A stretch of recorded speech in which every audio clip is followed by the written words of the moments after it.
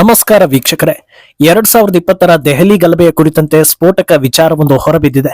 Police team ಸಲ್ಲಿಸಿರೋ affidavit ನಲ್ಲಿ ಇದೊಂದು pre planned ಗಲಭೆ ಅನ್ನೋದನ್ನ ಪುನರುಚ್ಚರಿಸಲಾಗಿದ್ದು, ಯಾವ ಕಾರಣಕ್ಕೆ ಮಾಡಿದ್ದು ಅನ್ನೋದರ ಭೀಕರ ಸತ್ಯವನ್ನ ಬಿಚ್ಚಿಟ್ಟಿದ್ದಾರೆ.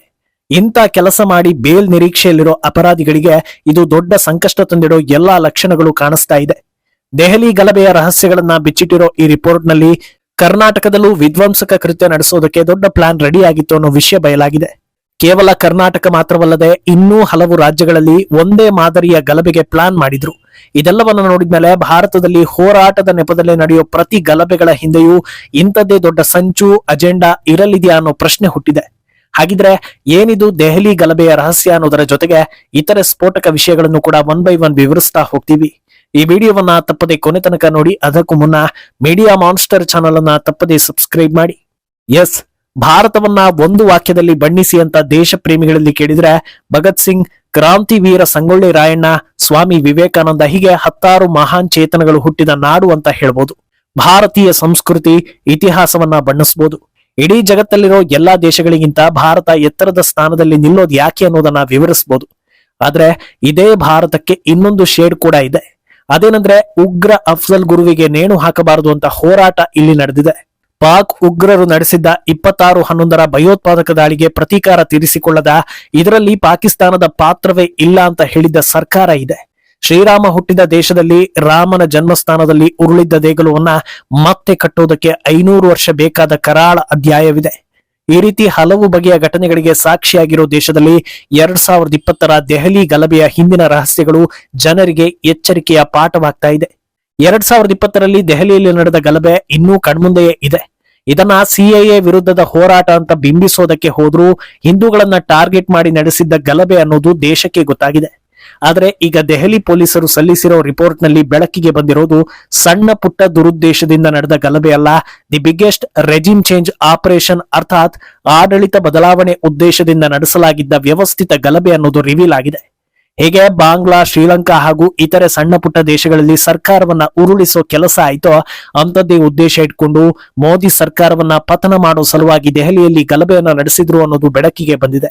ಈ ಕುರಿತಂತೆ ಸುಮಾರು 177 ಪುಟಗಳ ಅಫಿಡವಿಟ್ ಅನ್ನ ಸುಪ್ರೀಂ ಕೋರ್ಟ್ಗೆ ದೆಹಲಿ ಪೊಲೀಸರು ಸಲ್ಲಿಕೆ ಮಾಡಿದ್ದಾರೆ. ಈ ಗಲಭೆಯ ಕಿಂಗ್ ಪಿನ್ ಅನ್ನಿಸ್ಕೊಂಡಿರೋದು ದೇಶದ್ರೋಹದ ಘೋಷಣೆ ಹಾಗೂ ಚಟುವಟಿಕೆಗಳಿಂದ ಹೆಸರು ಮಾಡಿದ್ದ ಉಮರ್ ಖಾಲಿದ್ ಹಾಗೂ ಶಾರ್ಜಿಲ್ ಇಮಾಮ್. ಇವರನ್ನೂ ಸೇರಿ ಇನ್ನೂ ಹಲವರು ಈ ಕೃತ್ಯದಲ್ಲಿ ಭಾಗಿಯಾಗಿ ಸದ್ಯ ಸೆರೆವಾಸವನ್ನ ಅನುಭವಿಸ್ತಾ ಇದ್ದಾರೆ.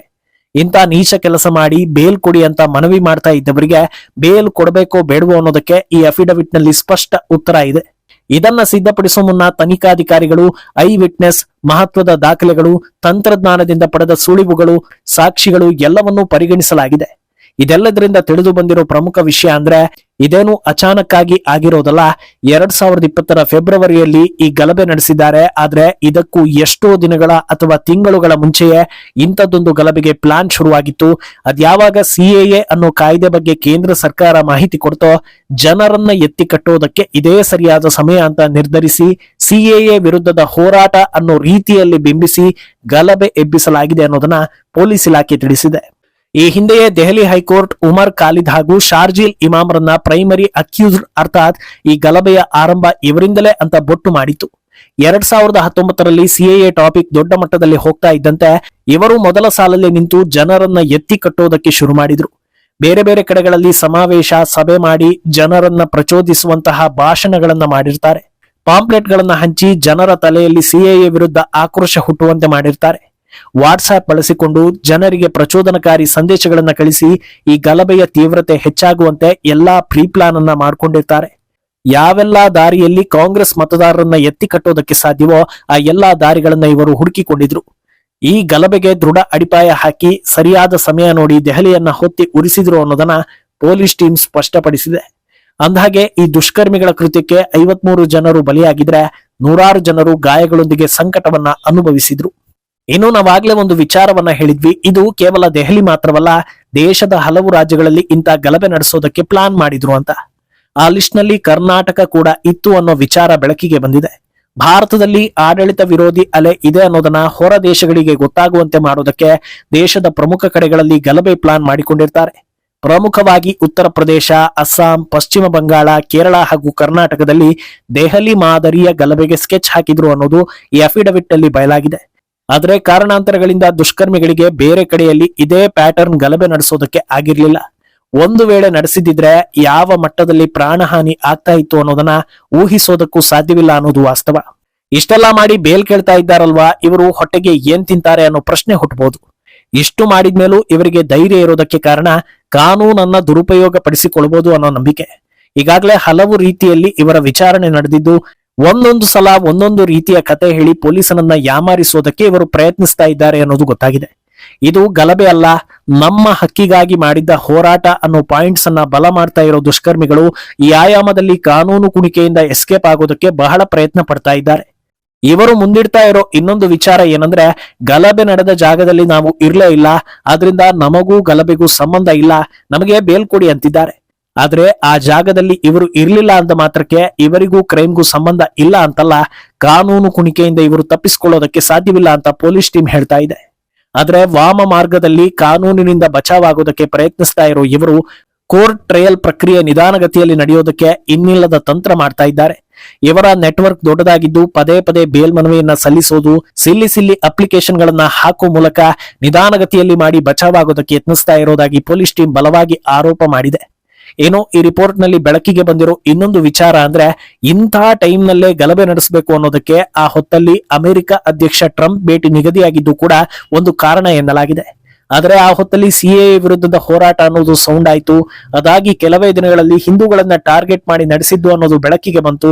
ಈಗ ಸುದೀರ್ಘ ವಿಚಾರಣೆ ಹಾಗೂ ತನಿಖೆ ಮೂಲಕ ಇದು ಮೋದಿ ಸರ್ಕಾರವನ್ನ ಪತನ ಮಾಡಿ ರಾಜಕೀಯ ಅತಂತ್ರ ಸೃಷ್ಟಿಸೋದಕ್ಕೆ ನಡೆಸಿದ್ದು ಅನ್ನೋದು ಗೊತ್ತಾಗಿದೆ. ಈಗ ಭಾರತದಲ್ಲಿ ನಡೆದ, ಅದರಲ್ಲೂ ರಾಹುಲ್ ಗಾಂಧಿ ಅಥವಾ ಕಾಂಗ್ರೆಸ್ ಬೆಂಬಲಿತ ಹೋರಾಟಗಳ ಉದ್ದೇಶ ಏನು ಅನ್ನೋದಕ್ಕೆ ಕ್ಲಾರಿಟಿ ಸಿಗ್ತಾ ಇದೆ. 2020ರಲ್ಲಿ ದೆಹಲಿ ಗಲಭೆ ನಡೆಯುತ್ತೆ.